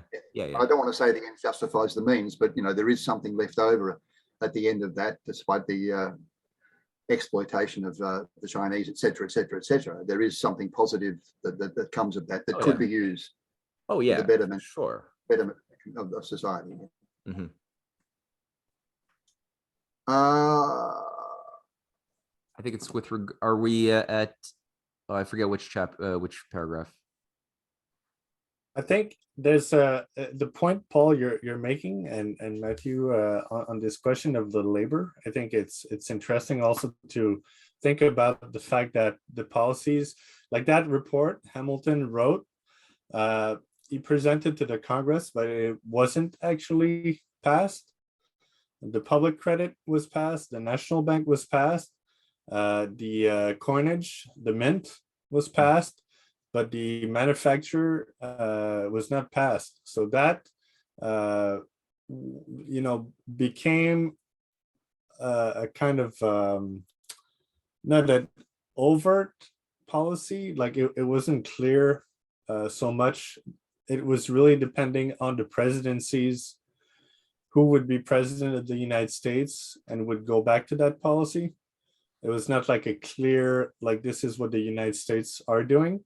But historically, if you look at it, that's really whenever you had a president that went back to the Hamiltonian principles of manufacturing, the American system, that's when the most improvement was done. And so I think that, when you look at all of the projects, like the railroad, for example, which you cited, if that Hamiltonian policy had not been disrupted and the national bank had been renewed, probably that these projects would have been done way earlier and much faster, and you would not have had necessity for any cheap labor, any labor of the kind you mentioned, of whether they be Chinese or whatever, Irish, you name it. But really, if that policy had been continued, it would probably, like the benefits were there. It was proven again and again and again. Right. I think one of the things that Hamilton mentions earlier in this article is the tendency to resist change. Some of that is, competition. Competition is fine as long as you're not competing with me. So there's all sorts of restrictions placed there. But the idea that things are good enough as they are at the moment, what you're asking us to do is just too much for that's unknowable, if you like. We can't be sure that is going to succeed. In other words, a reluctance to move forward. If you were a just society, you'll probably be able to come up with a rationale for that, as you're saying, Pascal, a lot earlier. Everybody would be able to see the advantages. There wouldn't be this fight. I think also that there is maybe a historical context that could explain what I would call an impetus. Okay, because what happened at the end of the 18th century or the beginning of 19 in the USA, that kind of zeitgeist can be found also in China in the 1970s, 1980s, because you mentioned that that there's a willingness from top to down to change the situation. Okay, when you say that people don't necessarily want to change because they are comfortable in, or at least the risk of a possible future is not so shining compared to what we already have. Well, in certain moment of history in a certain nation, there is a kind of general impetus for change. And that is precisely what happened in China during the last 40, 50 years. And that kind of moment can be quite unique, and a certain synchronicity of many factors that reunite themselves at a moment meaning many decades, with a certain people. And once again, I think that we can go into technocratic detail, but most of the human endeavor, being personal or collective, is very psychologically oriented. What are your motivation? What makes you enthusiastic? And from that core, you have technical considerations. And I would like also to say that people who are mesmerized by Adam Smith or that kind of people, I'm sorry to be a bit harsh, but they lack the brain, because it's exactly the guy who would say to you, do what I say, but don't do what I do. Actions speak louder than words. And if you want to know the intentions of someone or a group, it's much, much better to observe what that person or that group is doing instead of his speech. Yeah. The period that you're talking about, Kwan, China from the 70s onwards. Now, I remember this would be in the early 2000s or something like that. China had successfully grown by about 10, 12, 13% every year for a decade. And I remember one American economist, I just can't remember his name, prominent person though, you know, certainly globalist type, saying that if China, to reach the level that the United States was at, China would need to continue to grow at that rate for another 100 years. Then not long afterwards, I got a copy of this book. I don't know whether you can read. Oh, yes, okay. That Martin Jacques. Yeah, Martin Jacques, When China Rules the World. And boy, was that a wake-up call for me, the realization of just how much China had grown. I mean, the lifting of what, 400 million people out of, I don't want to call it abject poverty, but let's say poverty, into much, much, much, much better circumstances. The improvement, you know, both in terms of their lives and in terms of the society in general, through the sacrifice of everybody involved, because that change did involve a lot of sacrifice for the workers in the, you know, the factories on the coast producing everything for America's consumer society and the world's consumer society, et cetera, et cetera, et cetera. But it was exactly what you said. It was a profound moment in history that shows that, you know, when you do have a mind, but I don't want to call it a mind, but an attitude, if you like, at work within a community to do something constructive and positive, and you follow that path, massive things can happen, massive change can happen. This idea that Africa will be impoverished for the rest of the 21st century, for example, is just ludicrous for the same reason. Well, I would like also to add that there's a belief that that China lift up economically from the 80s, but it's not entirely true. Okay, because even in the Mao period, you have a significant improvement in the lifestyles of people from 1949 to 1979, for example. Okay, and during that period, many people learned how to write and to read, for example, very basic skills. Were they not developed in that period, times of 1949 to 1979, what happened afterwards would not have been possible. Yeah. So it's the work of 3 generations. It's quite fast anyway, 3 generations, but it's not the work of the generation from 79 to now, okay? And I would say it's the work of 4 generations. It's the work of the Chinese from the founding of the Republic in 1912. So to put everything in the last 3 or 4 decades is a bit caricatural. So that synchronicity in the Chinese nation started at the beginning of the 20th century and became, let's say, more obvious a century later. Yeah, the thing about the Martin Jacques book that was a surprise to me, because you weren't hearing about this in the West, was simply the sheer scale of it. And let's not forget that what is remarkable with Martin Jacques' book is the importance that he granted to the control factors. To the what to factor? The history of China, to the cultural factors, to the factors of culture, and to the history of China, because and what I would say is a little bit biased, maybe, but there's only one China in the world.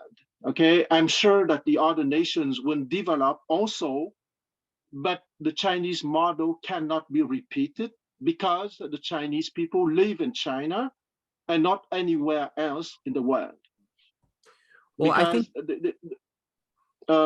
Go ahead, Matthew. No, I mean finish your thought. I don't want to cut you off. Okay, so my speech is only to say that the text of Hamilton is remarkable, but what is more remarkable is the cultural undercurrent under the technical considerations. Okay, because once again, economy is political economy, and when we talk about politics, we talk about history, talk about culture, we talk about attitude, we talk about epistemological development, we talk about that series of factors which become in a kind of synchronicity. Okay, when I was speaking of the fact that there's a kind of zeitgeist in China, but that zeitgeist was developed on inside within a particular people called the Chinese. Yeah. Yeah. Okay, because I just want to finish with one practical example, the famous special economic zones. Okay, often it's the special economic zones are often quoted as the technical machinery having allowed the Chinese economy to lift up, and it's true and it's not true, because if you make a serious research on that concept, the special economic zones, there were many special economic zones that have been tried outside China in other developing nations, more or less at the same time. Okay, but they did not work because those special economic zones were not in China. Okay, but I will stop here before passing myself for a jingoist Chinese. No, I think what you just said is very important, and culturally to really just hammer it in. There's no one size fits all formula, and I like the fact that the Chinese leadership really do emphasize the importance of respecting the development pathways of each nation that participates in the Belt and Road, because there's a recognition that you can't just transpose as a formula what worked in one situation into another situation as if all things were equal, because they're not. There's all sorts of different cultural matrices. But the point, I think, regarding these special economic zones, if they had stuck with the David Rockefeller argument back in the early 80s, when David Rockefeller and the Trilateral Commission were, being brought into Beijing and were hosting their conferences and making their arguments that China should just stick with cheap labor sweatshops on the coasts and ignore developing the interior, yeah, they would have suffered, I think, a very similar fate to a lot of other nations that chose to do the same. But Matthew, I would like to bring another Chinese control factors. Yeah. The Chinese leaders who were receiving Rockefeller at the time just say yes, yes to please him, knowing perfectly that they wouldn't reach a certain level where with enough money, they would switch to higher value. Some of them did. Some of them did, but some of them were also around Zhao Ziyang, who they had to put in house arrest and take down before he destroyed their nation. Oh yes, but that's the a famous house nigger. But we all have house niggers in every nation. I know. So that kind of thing. Just to say though, he made it to become the head of the Chinese Communist Party. That's no small feat, and he didn't do it solo. Like there's, Yes, but he has been arrested before he crossed that, let's say, a fatal line. Thank God. Thank God for that. So, just to say, the point that you brought is absolutely right, because let's say that 1989 and the arrestation of Zhao Ziyang was a bolt of lightning. For the Chinese Communist Party, or let's say the Chinese rulers, because I prefer that, because the CCP, as Kishore Mahbubani said, is better understood at the Chinese Civilization Party. So let's say for the Chinese rulers, it was a bolt of lightning, certainly. And I would say that the other bolt of lightning, well, it was not a bolt of lightning, but I would say the relentless endeavor of the Chinese rulers between 20 and 7, and let's say 20 and 18, that decade, which allowed the decapitation of the CIA network in China. Okay, I would say that those were the two big moments, 1989 and the decay between 2007 to 2017, 2018. Yeah, for sure. And I it's really important, and I think just very ironic as well that China, in conducting themselves over the past decades, were really applying in principle, though maybe I don't even know to what degree the Chinese were even aware that they were doing this. A lot of the stuff we're reading here that allowed for the United States in terms of the mechanisms of protective tariffs. The protective tariff was vitally important for China's growth over the past decades. Yes, but I can say to you that it has been done with awareness, because that's the exact content of the speech of Premier Zhou Enlai at the end of 1975. He died in January 1976, and that famous speech that laid down all the steps that China need to go through in order to become a modern nation has been put in words either at the end of 1975 or January 1976, 2 or 3 weeks before his death. Oh yeah, no, I just meant the Hamilton reference. I don't know to what degree they were aware of Hamilton's innovations in economics. That's what I meant. I certainly know that they understood very clearly what the long-term effect was going to be. Yes. That's for sure. Yes. I don't know when did LaRouche had a contact with the Chinese leadership in the 80s, not before the 80s. Not before the 80s. No, he was still not too clear on what China. There were a lot of mistakes in the LaRouche movement's analysis of what China was in the 80s. It was only in the mid 90s that they realized what the real, or early 90s, 93, I think, is when the understanding improved immensely. And they were invited to go to China, LaRouche and his wife, in 96, I believe, to present on the New Silk Road. Okay. So I would say that there are many things which are simply common sense. Okay, if you take the full modernization of the military, of the agriculture, of commerce, and of industry. Industry included, of course, growth industry and high-tech industry. Okay, even banking at a certain extent. So they were stuff who were common sense. Okay, if you cannot protect your land, you will be victim of plunder. Okay, it's as basic as that. And after that. The other thing, I would say that the other major thing, and I would say that probably China did not escape by a small degree, but by a big margin, is that the Chinese rulers always understood that they cannot let access to their banking system to the plutocrats, okay? Because that is something that they understood deeply, as strongly as that you need a strong army to protect your land. Yeah, for sure. Absolutely. Well, let's do this. We have let's do a few more minutes. We read just the following 2 or so pages, just because we introduced the scarcity of hands fallacy.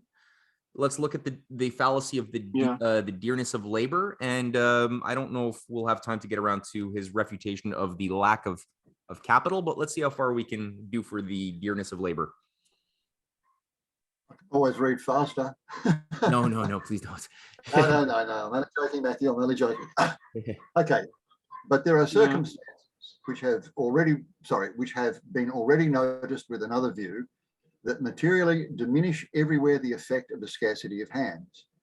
These circumstances are the great use which can be made of women and children, on which point a very pregnant and instructive fact has been mentioned, the vast extension given by late improvements to the employment of machines, which, substituting the agency of fire and water, has prodigiously lessened the necessity for manual labour, the employment of persons ordinarily engaged in other occupations during the seasons or hours of leisure, which, besides giving occasion to the exertion of a greater quantity of labour by the same number of persons, and thereby increasing the general stock of labour, as has been elsewhere remarked, may also be taken into the calculation as a resource for obviating the scarcity of hands.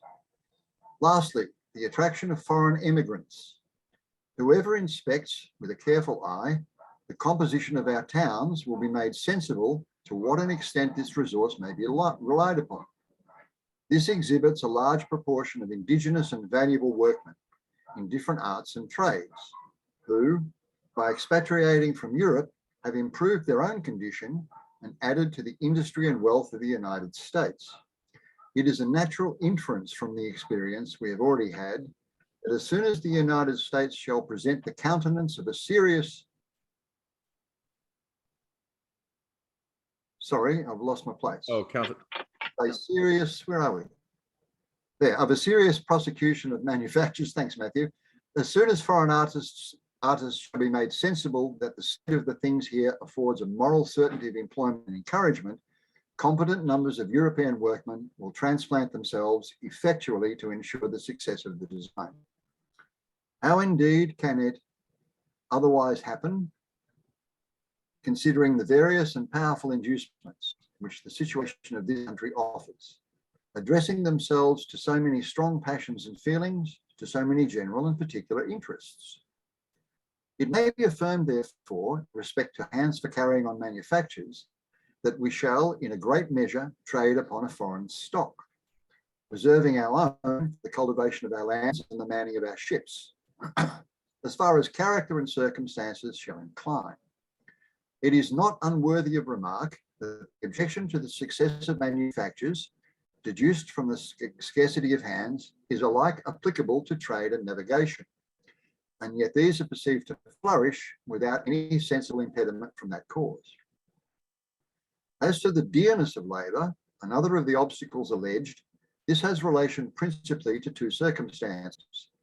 One, that which has been just discussed, or the scarcity of hands; the other, the greatness of profits. As far as it is a consequence of the scarcity of hands, it is mitigated by all the considerations which have been adduced as lessening that deficiency. It is certain too that the disparity in this respect between some of the most manufacturing parts of Europe and a large proportion of the United States is not nearly so great as is commonly imagined. It is also much less in regard to artificers and manufacturers than in regard to country labourers. And while a careful comparison shows that there is, in this particular, much exaggeration, it is also evident that the effect of the degree of disparity, which does truly exist, is diminished in proportion to the use which can be made of machinery. To illustrate this last idea, let it be supposed that the difference of price in two countries of a given quantity of manual labour requisite to the fabrication of a given article is as 10, and that some mechanic power is introduced into both countries, which, performing half the necessary labour, leaves only half to be done by hand. It is evident that the difference in the cost of the fabrication of the article in question in the two countries, as far as it is connected with the price of labour, will be reduced from 10 to 5 in consequence of the introduction of that power. This circumstance is worthy of the most particular attention. It diminishes immensely one of the objections most strenuously urged against the success of manufactures in the United States. To procure all such machines as are known in any part of Europe can only require a proper provision and due pains. The knowledge of several of the most important of them is already possessed. The preparation of them here, as in most cases, is practicable on nearly equal terms. As far as they depend on water, some superiority of advantages may be claimed from the uncommon variety and greater cheapness of situations adapted to mill seats with which different parts of the United States abound. So far as the dearness of labour may be a consequence of the greatness of profits in any branch of business, it is no obstacle to its success. The undertaker can afford to pay the price. There are grounds to conclude that That's pretty clear, his logic of why labor is actually going to be not that expensive if you have industries or manufacturing doing the work of manual laborers. Yeah. So now if a machine does half the work that was formerly being done by people, then the cost overall that you're paying your labor is also going to go down by the same factor of half, since the machine is now doing the work. So you're not actually paying that much more for laborers, because I guess people were making the argument that you're going to have to pay more money to have machinists operating. I don't know. It's hard for me to get my mind into like how how these people were thinking. Was it that they were just thinking that you'd have to pay for the laborers who are going to operate the industries and the manufacturing now, and that makes it not worthwhile? Is that what they were thinking? Or more difficult, at least. I guess more difficult. Yeah. Yes. Not necessarily not Yeah. worthwhile, but more difficult. We're Mm. not in a position to undertake this right now. Yeah. Yes, and a certain laziness too, okay? Because let's not forget that financial capitalism has been fed very much by the fact that it's much more complicated to create a manufacturing sector, because you need professional, you need good worker, you need a team spirit and so on. And it's much easier to make money if you have 20 million to invest by playing with the money or with the oil barrel price if you want. Mm-hmm. Right. I'll continue. There are grounds to conclude that undertakers of manufactures in this country can at this time afford to pay higher wages to the workmen they may employ than are paid to similar workmen in Europe. The prices of foreign fabrics in the markets of the United States, which will for a long time regulate the prices of the domestic ones, may be considered as compounded of the following ingredients.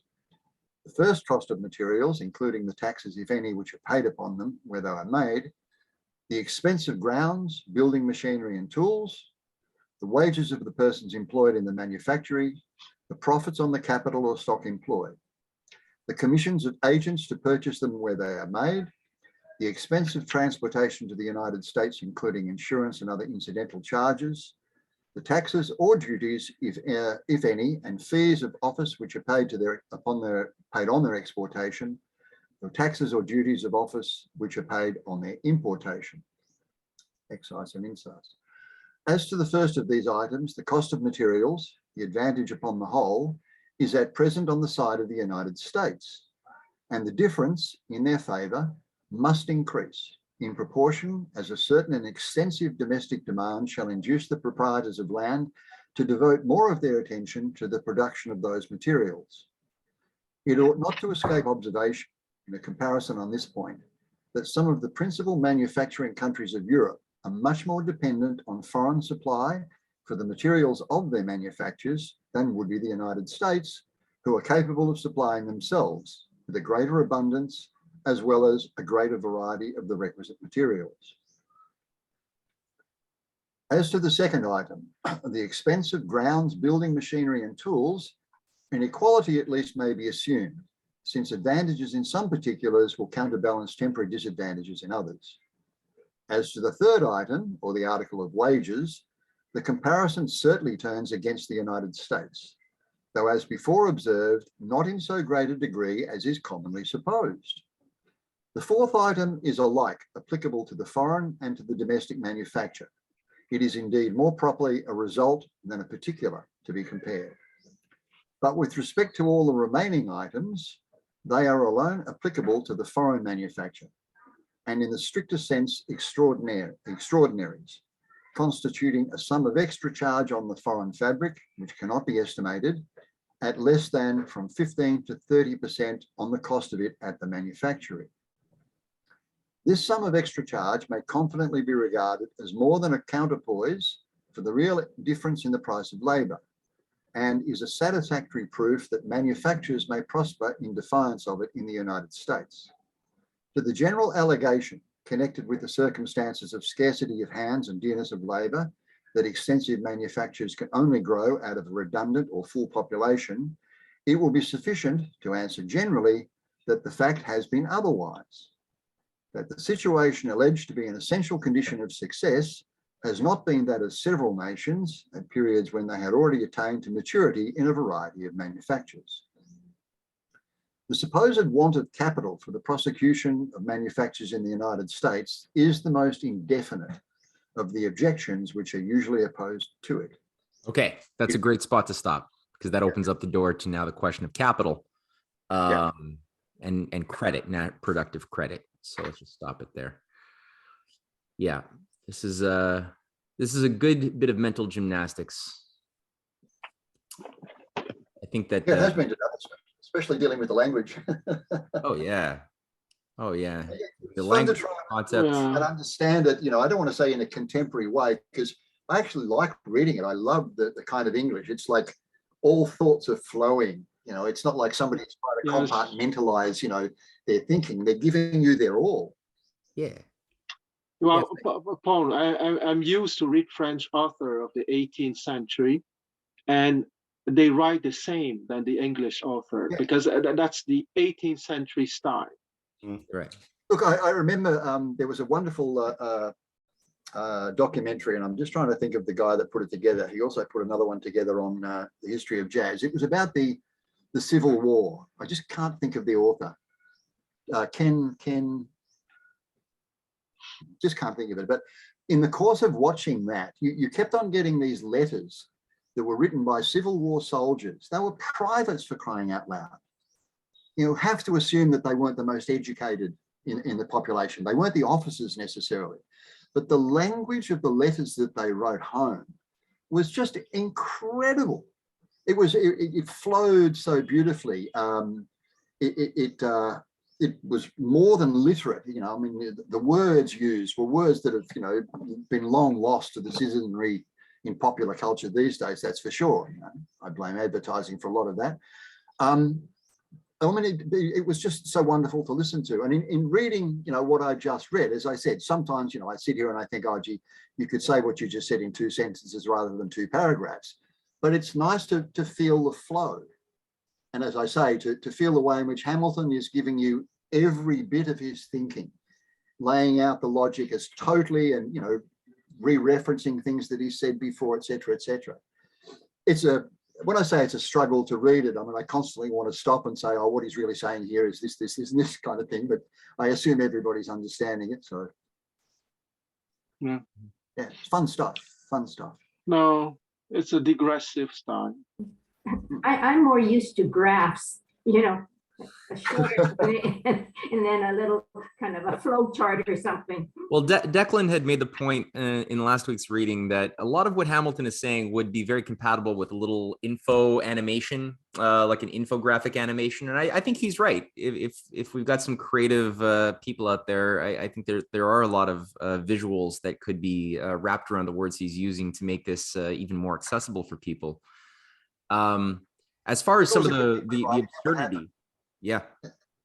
As far as the absurdity, I know that this argument that he's confronting, that we should only have manufacturing once our population is like grown to the max and we have like all sorts of superfluous people that we could then put to work in manufacturing. And then it's going to naturally happen in an organic way, says Adam Smith and people like that.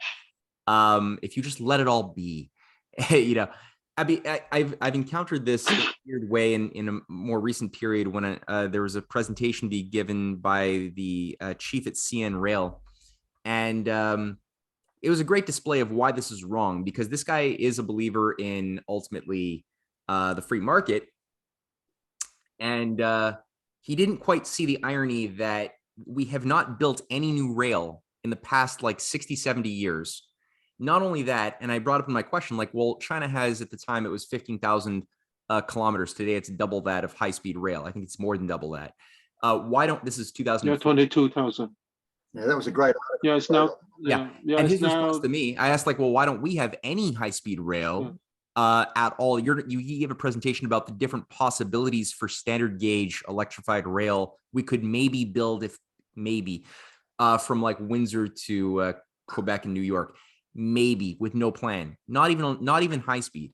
And his response to me was, well, that's their model, because you see, we're already developed. So we don't need that because we're already developed, but China they're not developed. And that's why they're doing high speed rail in maglev. And the irony, he couldn't see the folly in what he just said, because it's like that. You just refuted the fundamental assumption of progress embedded in your own economic theory, which is that once you develop, you're going to keep on developing, and you're going to have all of your excess population is going to now be employed in the new and innovative next generation things. That's not happening. You're going back into, we're using 1950s designed trains, and we're going back into the 19th century. We're not going forward at all. Yeah, the excess population is going to play video games and eat crickets. Yeah, exactly. While they're waiting for their suicide pills. Yeah, exactly. Yeah. Well, that's what they want. Yeah. Well, yeah. Yeah, that's the plan. That's what Sadly, that's the plan. Okay, because I'm sorry, I know that I repeat that often, but those people understand what is happening. Okay, that guy, when he said that well, it's because China is developing, I cannot accept that his brain cannot process the fact that a maglev train is much more developed than a CN trail, for example. Okay, so well, there's a word for that in English and in many languages of the world. It's called hypocrisy. An appropriate word. Very appropriate. But I don't understand, why transportation will lessen the need for laborers. Like, what's the correlation to that? Well, first, if you want to build those high-speed train or those maglev train, you will create a dynamic industrial sector. Okay, for one. Okay, so that dynamic industrial sector will have yes. What did you say, Paul? One based on new and better technology. Exactly. Okay, so it will have impact on school, on education, on training, and etc. Okay, exactly when the US decided to send someone to the moon. Okay, it had vectorial impact on the American society. I benefited from that directly as a drummer, because all drum skins are made of a substance called mylar. Yeah, mylar was used as the heat resistance on the modules and everything like that, and it's temperature resistant. Interesting. Which meant that all of the animal skin drums before that used to, in the heat, they'd all go flat and flabby, and in the cold, they'd all contract. So you'd be constantly tuning them. I have a lot of sympathy for the jazz drummers of the 40s and 50s. Now they're all made of mylar. I don't want to say they're indestructible. If you're trained properly, they are, but plenty of people still try and beat them to death in ways that they shouldn't be. But that's a direct result of the space program. And was one of the first commercial products that developed as a result, because I think the first mylar drum skin came off production in about 1964, 65. It was a very early development of the space program. Mm-hmm. Yeah. Very good point. Yeah, which reinforces exactly what you're saying. Really does. There were just so many benefits, many of which we don't even know, Well, even in agriculture too, like aeroponics, which came out of the 1990s NASA program, when they were trying to come up with ways to have human habitation in space or on another planet, they came up with the development of the science of aeroponics, which produces, it's vitamin-rich spray that uses no pesticides. It uses 80% less water from regular crops. It's like free-growing roots. You're spraying it right onto the roots with UV light, and my God, you could, apply this properly. Right now, they're just using it for like 5-star restaurants. But this type of technology, which uses hardly any land area, surface area to produce the most bountiful, rich crops with low use of water. This could feed the world a couple of times over. And this again came out of NASA. It's there's so many things. No traction. That's the worst part about it. I have a marine biologist friend here, another Aussie expat like me, who's been involved with NGOs in this country for years and years and years. And I don't want to say he's constantly done it, but he's certainly put proposals up that would be viable, that would create employment opportunities and food production opportunities in parts of this country that would be radical and revolutionary, but nobody's interested. Yeah, well, I will give there's a very practical example, once again from China. Professor Long Yuanlong invented a rice that can be grown in salty water, for example. Okay, and it can be, and the crops is 3 or 4 times a year. Okay, so all that, I'm sorry to use that word, but all the BS concerning that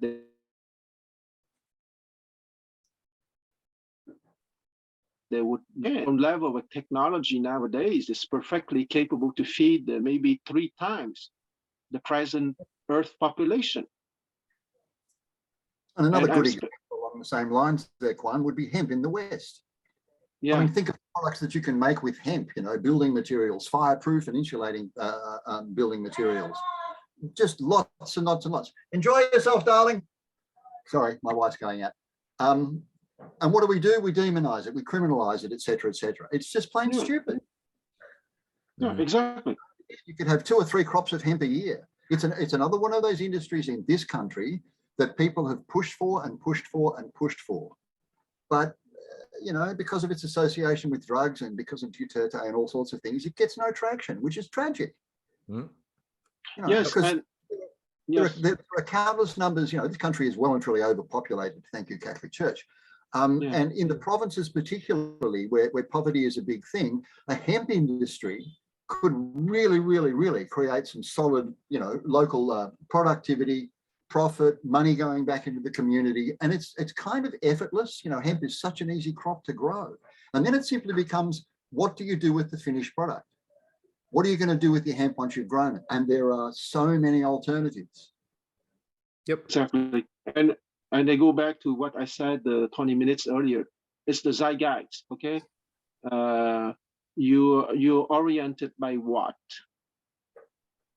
Yeah. It is the zeitgeist. Hopefully that zeitgeist is changing, though. Yeah, I'm just saying bamboo too. That's like hemp. It grows quickly, and yet so many things could be made from that. Yeah. And here in the Philippines, so many things were, but it's less so these days. Everybody sees what's on TV, or what's on their bloody devices. Oh, no, I want this from America, or I want this plastic device here, there, and everywhere. When, exactly as you say, Satomi, it's not like there's not enough bamboo in this country, and it's very easy to grow. There is a building in the sort of downtown area here in Makati. I wish I could remember the name of it. I think it's called the Bamboo House, and everything in there, the entirety of it, was made from various artisans from the Philippines. The structure itself, but also all of the furnishings, the ornaments, etc., etc. The only downside to bamboo is that in the end it does have a limited life, particularly here in a tropical country. 50 years is about as long as you could really expect a decent house to last without having to be pretty much rebuilt. Mm-hmm. Mind you, you could maintain it all the way through. It's not like you have to let it all fall to the ground and rebuild it. You could maintain a level of maintenance throughout its life and extend that 50 years to considerably longer. All things are possible. Indoors? What about indoors, like indoor furniture? Oh yeah, certainly. Bamboo furniture, cane. We call it cane furniture in Australia, but it was very popular for quite a while in Australia. Yeah. So it has more longevity, does it? Yeah. Indoors, yeah. And look, you can create I don't want to say miraculous, but wonderful works of art with it. It's weaving of sorts, if you like. So a little bit of imagination and some technique and everything like that. Some of your bamboo furniture can look really, really striking. Another thing I want to mention, like Quan was talking about the cultural difference, that certain things could only happen in China. And I think that I was thinking just during the war, or just how we changed from one that America changed from one manufacturing base to another so quickly and so efficiently. It's that whole, I think the values, we were more unified as a nation. I'm talking for the America. I can say the same for Canada too. But today, I think, I understand that culturally we're so diversified, and I think that's why Japan, their immigration policy and how to become a national is very, very strict there, because I could understand that sense of unity that they need, that every nation needs. Well, you can have a unity in diversity if unity is the supreme virtue, okay, the supreme value. But if you put diversity as the supreme value, you will not get unity. Okay, so China is a place where the 56 nationalities has been blended together by 2,000 years of empire, with a majority group at 92% called the Han. Okay, but if you look at the faces of the different Han, they look very different. Okay, but they all call themselves the Han because of history. So there's nothing wrong to have people with different kind of faces in the place, but you have to put the value of cultural unity as supreme. I would just say on that note, there's an irony, because it is only when we find examples where a society, a people group together and have a concerted, coherent action as a nation together, as what happened in the outgrowth of Hamilton's reforms, which brought coherence from a very divided nation at war with itself into a nation that was capable of executing great projects, that you also have divisions of labor and multiplicity and diversity that then arises in an organic way, because you actually created a mission and a goal that then created a whole myriad of diverse enterprises and fields and all sorts of different people that were able to not feel threatened by each other's differences. Whereas when you just have, like you said, just a focus on diversity, and you forget about having a common goal that would create a cultural quality to the zeitgeist as a whole, which unifies, you ironically get more homogeneity. You focus on diversity, you get homogeneity if you don't have a goal of something universal, which is really what you have coming out of China right now. Our multiculturalism, it just didn't work. No, it was designed to fail. Yes, exactly. A quick question for Quan, if I might. An observation, Quan. One of the other things that China has had, it seems to me, if you compare it to the West, a philosophical base. Now, in the West, like it or not, a large part of the philosophical base has been Christianity. And a lot of the philosophy to do with religion and Christianity, of course, is looking to the afterlife. It's looking to the heavens. It's looking above. Whereas the philosophy that essentially underpins the last 2,000 years of Chinese history is Confucianism. And that's more to do with providing harmony on the ground. You're right for Confucianism, but what do you do about the city of God by St. Augustine? Because his city of God is something that you can build on earth. Yeah, or if you take Plato, which want to build the ideal republic, the common good, and that common good has to be built on earth. I agree with that. Yeah, but my point is that we're talking about unity of purpose here. Confucianism has a far greater unity of purpose within the entirety of the Chinese community than, let's say, Augustine does within the entirety of the West. Well, I would say that those philosophers, those Western philosophers, have been brushed aside in the West in the last 3 generations, with the inevitable result that we have on the social level now. Because if you destroy your own cultural legacy, don't cry if you have a disaster. And I would just say too, on that point, like at different moments when you look at Chinese history, it's not like Confucianism was always the dominant ideology. At different moments, China has suffered their own downturns into wars, division, dark age periods. It's not like we're the only dark age Western civilization that's ever had these experiences. And, same thing for Christianity. At different points in the West, there were there were periods where the Augustinian Platonic traditions were more dominant. I would say even possibly the most dominant at different moments, and associated upbursts of progress were measurably felt.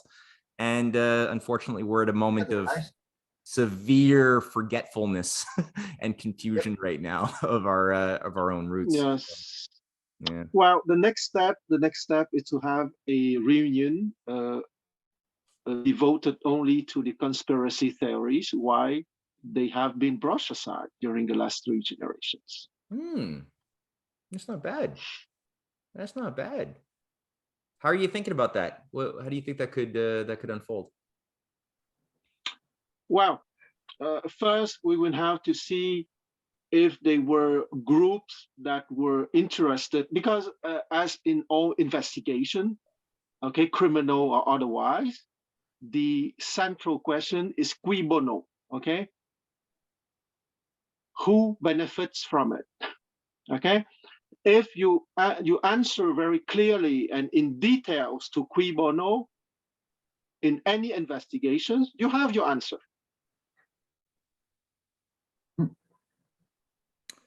So are you thinking doing like a little symposium or something that could tackle this in different ways, or what are you thinking? Or more of an informal discussion? I prefer an informal discussion, especially if we have distinguished guests and culture people like the people we have here tonight.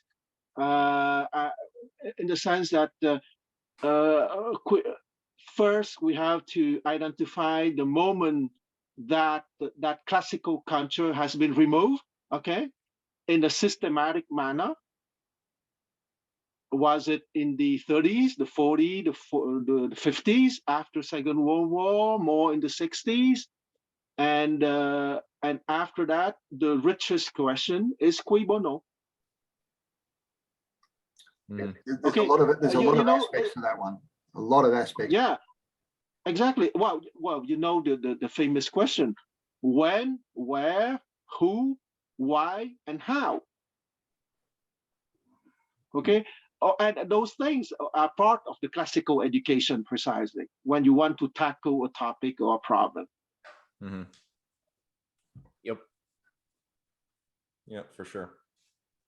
Well, I think definitely doing something on the education systems, the attack on the education system, especially maybe from the period of the baby boomers and the children of those who fought in World War II, would be a very interesting thing to do from a variety of angles, right?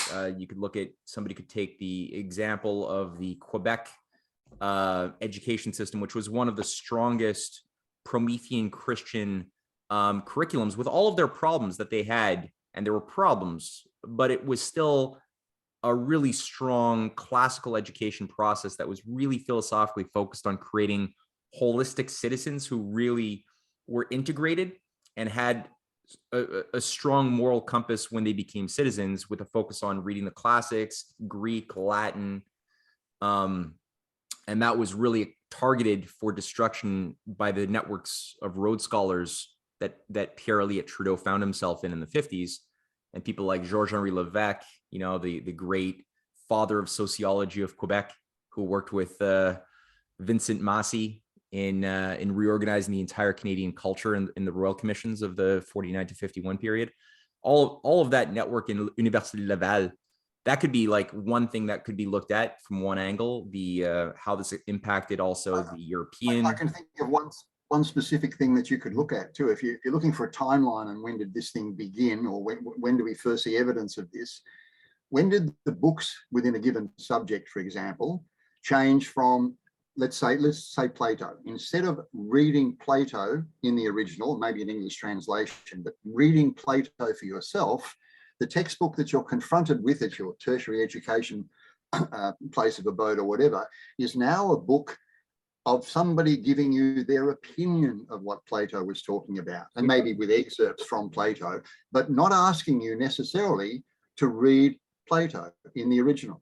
Right. Now, the minute that becomes the all-encompassing basis for education, that's where things really start to go down the toilet. Mm-hmm. That's a very good clue. I am absolutely enthusiastic. Specific anchor. When did things change? Yeah. Education being the example given.